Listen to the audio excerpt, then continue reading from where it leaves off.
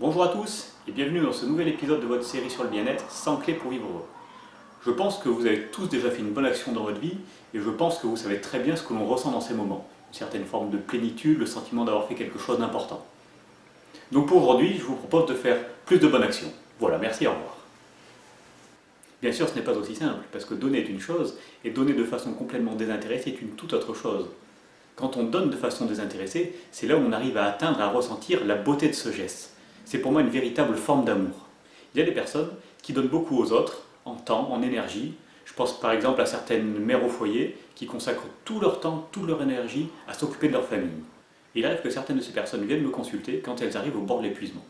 Le problème vient du fait que dans leur façon de donner, elles suivent un processus plus ou moins conscient d'obligation. Dans leur rôle de mère, dans leur rôle de femme, elles se sentent obligées de donner le maximum pour leur famille. Elles peuvent suivre également un autre processus inconscient, une forme d'attente, peut-être de reconnaissance qui viendrait de la part de la famille ou du conjoint. Et on pourrait se poser la question, est-ce que c'est vraiment aimer que de donner par habitude? Est-ce que c'est vraiment penser à l'autre que de donner par automatisme ou par une certaine forme d'attente inconsciente?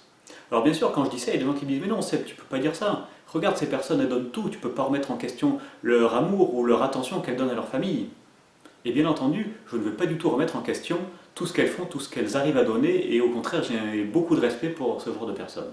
Le message que je voudrais leur dire, c'est que si elles passaient plus de temps à s'occuper d'elles, à penser à elles, à donner de l'énergie pour elles-mêmes, à se construire une vie qui leur convient, eh bien, elles auraient peut-être beaucoup plus de légèreté quand elles donnent quelque chose à leur famille. Il serait beaucoup plus facile pour elles de mettre une intention positive quand elles vont donner à leur famille, plutôt que de suivre ce qu'elles faisaient d'habitude, un simple automatisme.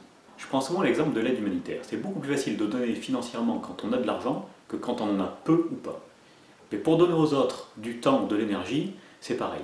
Plus vous saurez vous construire une vie qui vous plaît, plus vous saurez construire une vie qui vous comble en vous donnant à vous-même, plus vous serez capable de redonner, de retransmettre de l'énergie, du temps aux autres. C'est comme cela que ça fonctionne.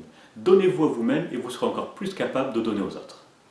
Et quand on donne aux autres de son temps, de son énergie, de façon complètement désintéressée et bienveillante, on reçoit quelque chose en retour. Alors pas forcément de l'autre, puisqu'il ne faut rien attendre de l'autre, mais par contre de soi-même, on va recevoir une forme de gratitude, on va ressentir le sentiment d'avoir fait quelque chose d'important, on enrichit notre vie. Et l'équilibre se trouve vraiment là. En donnant aux autres de façon complètement libre, vraiment par choix, de façon bienveillante et désintéressée, en retour, on enrichit notre vie. On grandit grâce aux dons qu'on fait, on s'enrichit grâce aux dons que l'on fait. Pensez également que vous aussi vous avez reçu de façon complètement désintéressée, peut-être de la part de vos parents ou de vos proches, de vos amis. C'était peut-être à l'école un de vos professeurs qui vous a consacré plus de temps pour être bien sûr que vous compreniez complètement le sujet. Donc c'est vraiment un cercle infini dont vous pouvez devenir le moteur. Vous avez su recevoir, donc vous pouvez donner.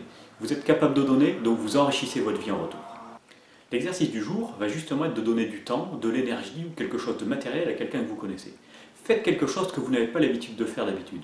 Mais attention, faites-le bien par choix parce que vous avez envie de le faire et pas par obligation. Alors ça peut être par exemple aider un ami ou un proche à faire quelque chose, ça peut être consacrer un peu plus de temps au travail à un de ses collègues, ça peut être aller voir un de ses grands-parents qui est seul, qui s'ennuie un petit peu, simplement lui consacrer 20 minutes, 30 minutes pour discuter avec lui, ça va lui faire du bien. Et si jamais vous n'avez pas d'idée, vous pouvez toujours me donner 1000 euros. Allez, trouvez-vous une meilleure idée que ça, pensez à vous accorder du temps, de l'énergie pour vous-même, profitez bien de votre journée, merci et à demain.